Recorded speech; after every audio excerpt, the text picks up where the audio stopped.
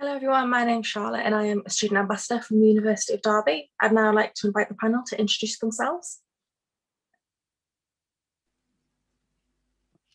Hello, my name's Naomi Shiner. I am a senior lecturer and programme leader of the BSc Diagnostic Radiography programme at the University of Derby.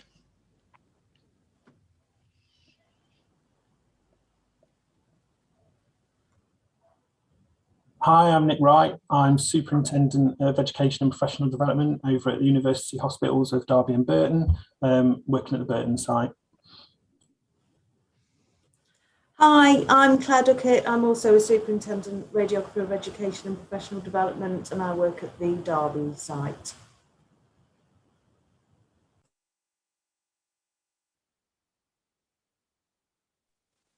Hi, my name's Lizzie D. I'm a Senior Radiographer at Chesterfield Royal Hospital, doing CT, plain film and looking after the student radiographers. Thank you all for that. Please could you now sum up what your role involves? Hello again. So my role is basically curricular development, supporting students throughout their BSc programme, leading a team of academics to support the delivery of that curriculum. I'm also the simulation lead for the college and the simulation interest group chair for the Society of Radiographers. And basically like to try and make your time on our programme as fun and exciting as it can be. So we take student voice really seriously and hope to integrate some of that into the programme as well.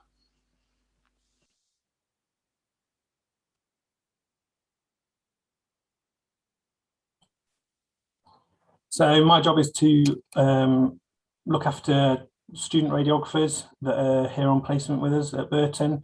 I look after new starters, looking at continuing professional development for the staff, ensuring that they're always updating their knowledge and keeping in line with best practice. Yeah, that's it basically. Anything to do with professional development. Hi, so my role is very similar to Nick's.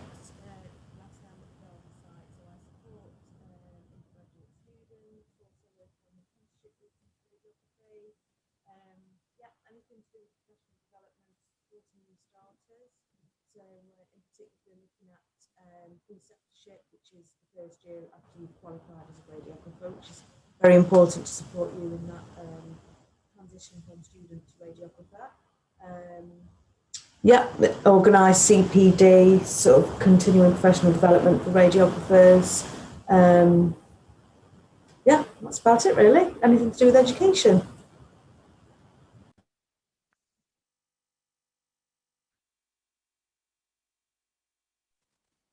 Hi, I'm Lizzie D. I spend 1 day a week in CT and the rest in plain film.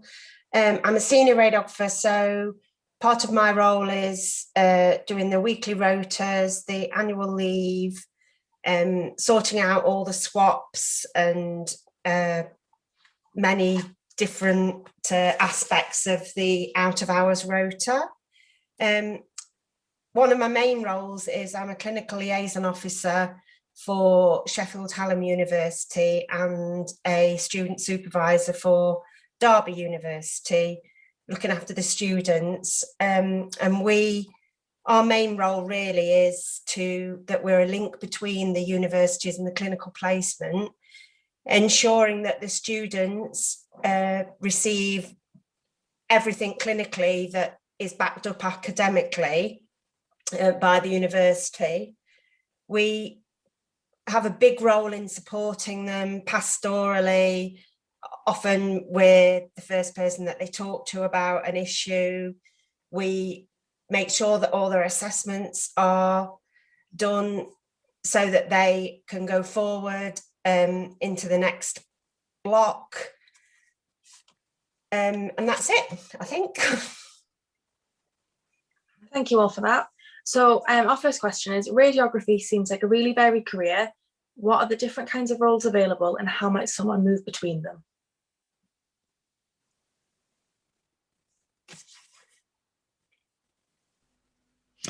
Okay, so I believe that's been shared with you is the careers the careers workforce available to you is a link to the careers website for radiography, which has my sort of history of moving through radiography. There's what we call lots of different modalities. So you might have heard of X-rays, there's CT, there's magnetic resonance imaging, ultrasound, and a lot of those are available to you that we train you on to learn about it on our curriculum, and you can start your first job and move into those areas and see what you'd like to prefer to work with. And then there are educational programs that you can do to enhance your knowledge and your skills and ability in those areas. I've chosen to become a reporting radiographer, so have moved from a band 5 into a band 6 role doing that. And then I've worked through some time looking at management, and I had an interest in teaching as well, so that's where I applied for an academic role. But I'll give some time to the other panelists to share other aspects as well. So yeah, radiography is a very varied career, and like Naomi said, there's a lot of different modalities that you can move into and specialise in.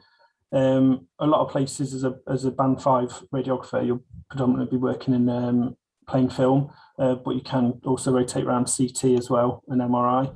But I mean, they are more specialised, so you do need extra training if you want to specialise in that area. But yeah, I mean, mainly as a student, you'll get time around all the different modalities, and then see what you like and see where you think your career might take you. But yeah, it's a really varied career.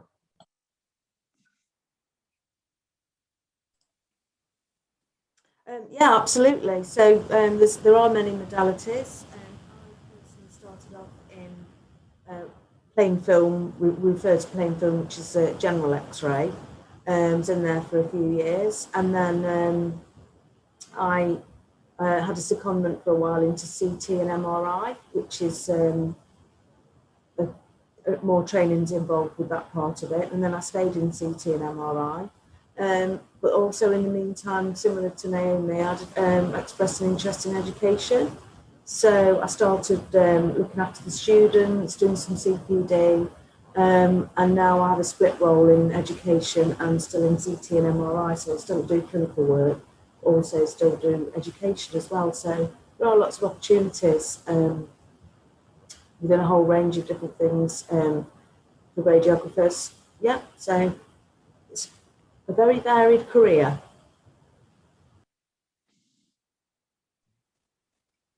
Hi, yeah, there's not much really to add. Can you hear me?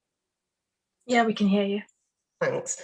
I think the only modality that hasn't been mentioned is nuclear medicine, which is sometimes not run by radiographers, is sometimes run by technicians, but it is historically part of an imaging department. And there's also DEXA now, which is a sort of scan to look at bone density.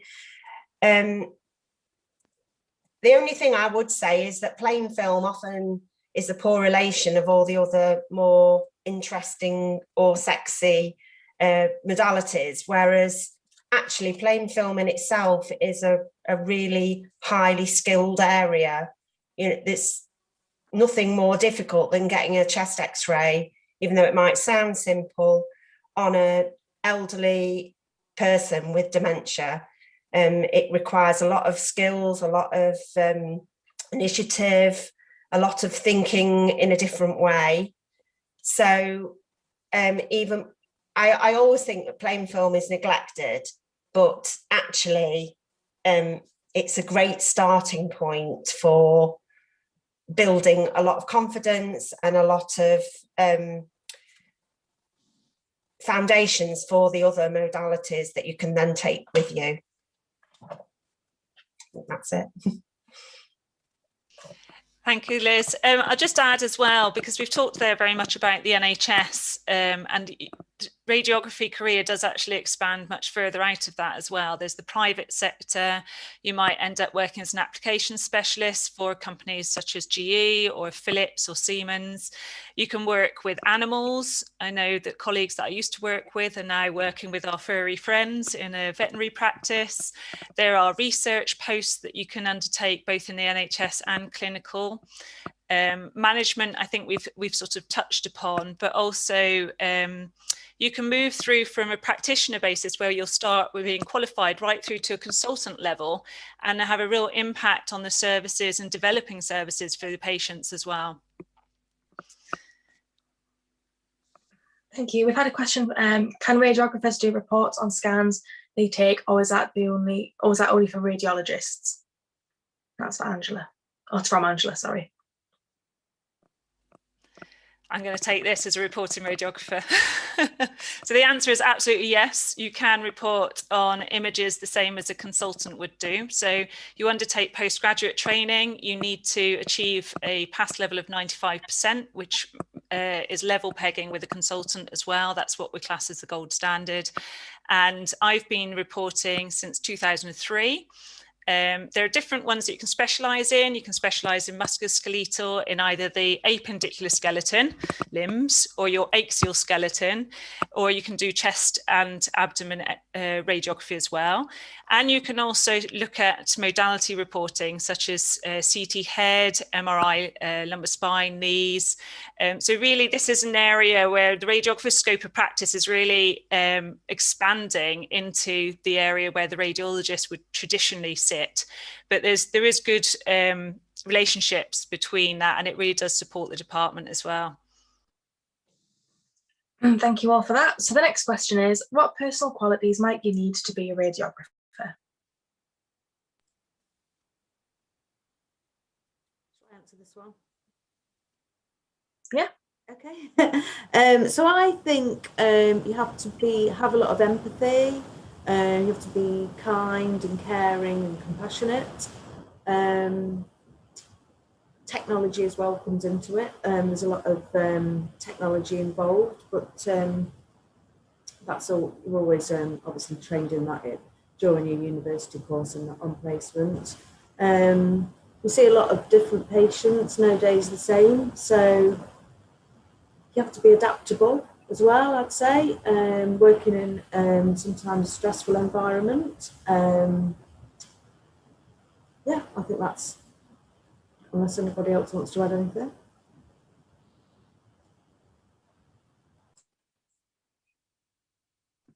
I'll add something if that's okay. Yeah.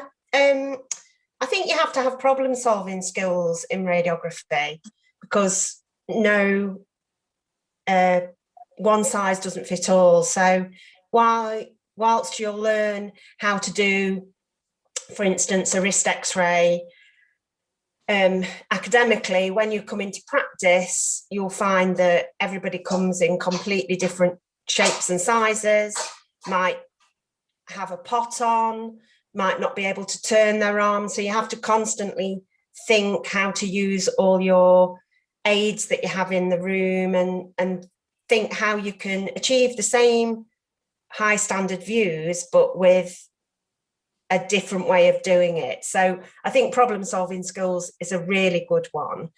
I mean, obviously you need you'd hope that you'd have all your compassion and your patient interest and your patient care and all of that to want to do a caring career. But also I think radiography specifically, it's also about aesthetics. It's how, making an image look the best it possibly can, having patience, having really good team working skills, and really good interpersonal skills where you can communicate with everybody from, a small child to an elderly person to a consultant under pressure in a theatre environment. So I think there's loads and loads of qualities that you need. I think that's it. Thank you. Thank you. We've got some more questions coming in. So someone's asked, how often do you work night shifts? Is anyone able to answer that for me? Shall I take this? Because I've just done a night shift. Probably in our hospital, we do different sorts of night shifts. So we do one where we start at 4 o'clock in the afternoon and work through till 8 in the morning. And that's like 2 shifts together. Probably do about 3 of those a month. And then we also do a shift where we start at 8 in the morning and finish at 12 at night. Probably do about 3 of those a month as well.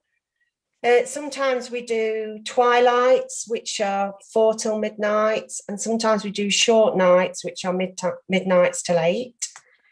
We do weekends, so every hour of every day, all year, 365 days a year, is covered by imaging of some respect. In our hospital, MRI don't provide an out-of-hours service, but I know it does at most hospitals, because we're so closely affiliated with A&E. Obviously, if they're open, we're open. Don't be put off by night shifts, because actually most of us prefer working at night to in the day, because you're more your own boss, and often the work is more challenging and more interesting. Thank you for that. We've got another question that says, do you have to specialise in either diagnostic or therapeutic radiography, or can you learn both? Okay, essentially, you generally will learn one or the other. Depending on where you choose to study. Sometimes there's shared learning, say, for example, in the first year, if that university has both programs running. So you might learn anatomy, science, that sort of thing together, and then you would split off and specialise in your own particular areas. I personally do not know anyone that has obtained one degree and worked, and then gone away and studied the opposite degree and then worked, but there isn't anything that would stop you doing that if you wanted to have a change in your career. Thank you for that. So our next question is, what would be the next steps for someone considering a career after watching this event?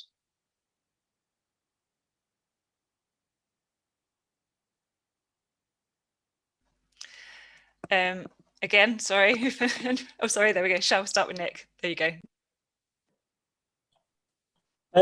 So depending on where you're starting from, I mean, for me, I was a bit late to come into the career anyway, so I did an access course.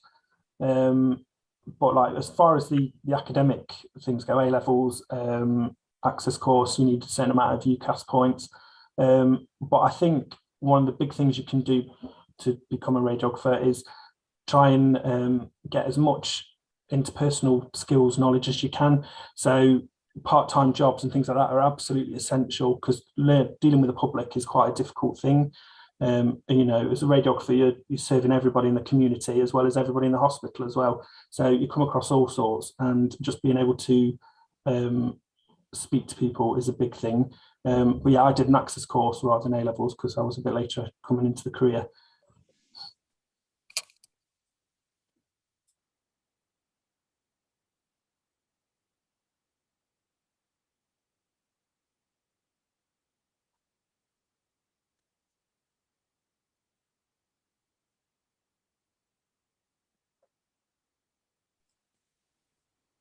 Yeah, so I was the same as Nick, actually. I started radiography a bit later on in life. So I did an access course. I did just have to brush up on my maths, English and science, and came in through that route. Yeah, and started at the University of Derby.